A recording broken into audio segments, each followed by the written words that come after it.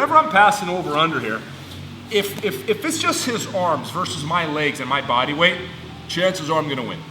The only way he can equalize this fight and make it a close fight or an even fight even is if he puts that leg on my shoulders. If I'm here, like, yeah, without that leg on my shoulder, like, if I'm driving here, he's just blocking me with his arms, and I'm on my toes, and I'm bending my knees, and I'm sprinting forward, he's losing this fight because he's using his arms to deal with gravity.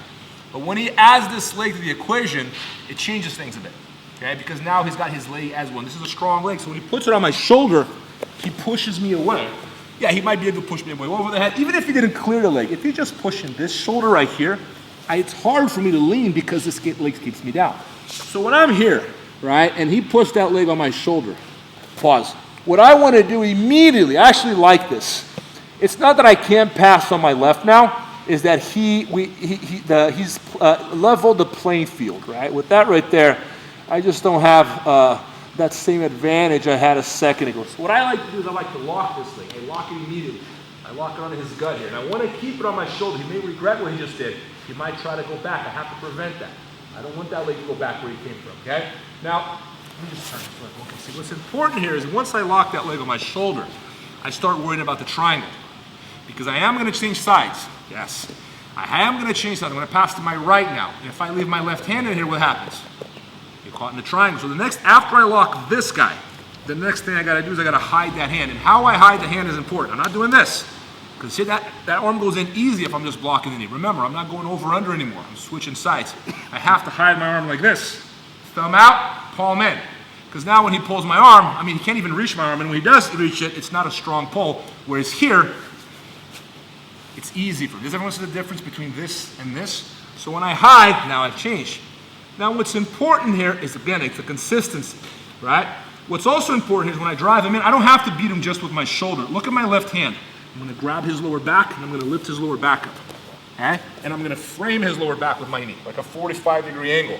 Because I know this guy does not want what? His butt off the ground. Because he can't shrimp with his ass in the air. Right? If I'm stacking him on his shoulders, the only thing on the ground are his shoulder blades. His butt is up here. He's on that 45-degree angle. He's having a hard time breathing, right? He's not in a position to attack me. He can't shrimp. The only thing he can do is either like push, which is wasting energy, or hope that I make a mistake. That make sense?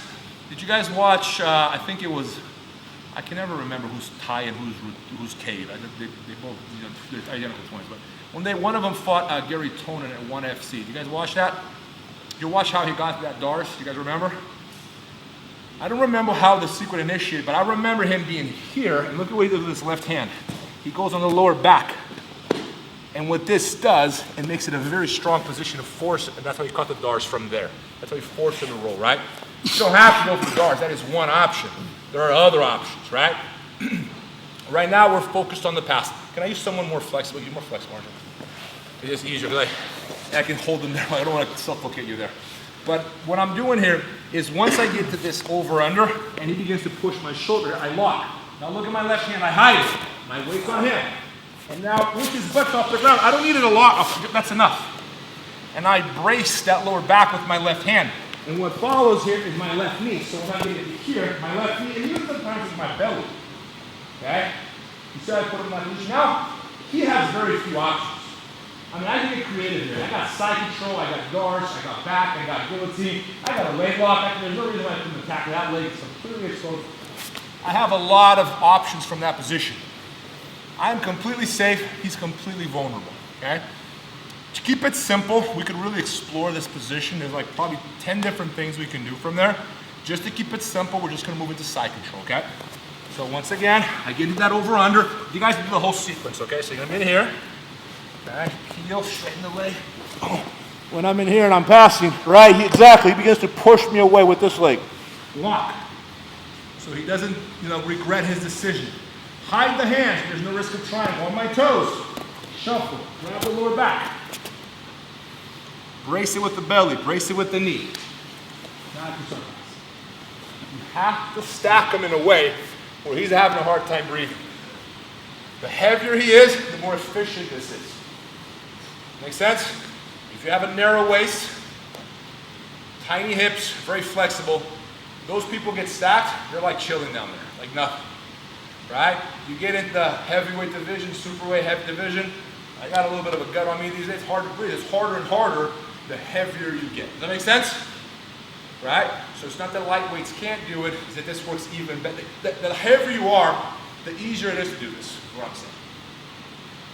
One more time, or you guys got it?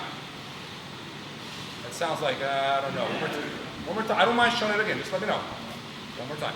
So I'm in that over-under pass. Let me do it on, I guess it's fine.